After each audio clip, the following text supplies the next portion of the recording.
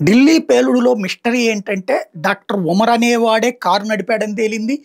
అదే కారులో ఉన్నాడని తేలింది. చచ్చిపోయిన వాళ్ళలో వాడే కీలకమని తేలింది. అదంతా ఒక ఎత్తు. బట్ ఇప్పటిదాకా 12 మంది అయితే ఇప్పుడు 13కి చేరింది మరణాల సంఖ్య.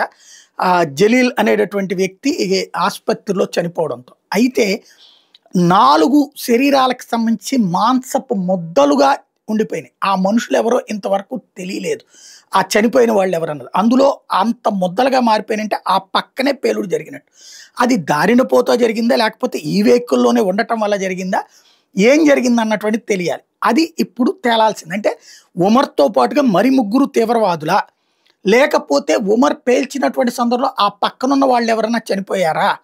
ఇది తేలాల్సినటువంటి అంశం. ఆ 4 మృతదేహాలకు సంబంధించిన మాంసపు ముద్దల డీఎన్ఏతో మ్యాచ్ అయ్యే దానికోసం చూస్తున్న డాక్టర్ ఉమర్ అయితే వాళ్ళ అమ్మతో మ్యాచ్ అయింది కాబట్టి సరిపోయింది. మిగతా 3 మృతదేహాలకు సంబంధించి ఏది అని తేలిస్తే అది నలుగురు కలిసి చేశారా? లేకపోతే ఒకడే చేశాడా అనేది తేలుతుంది.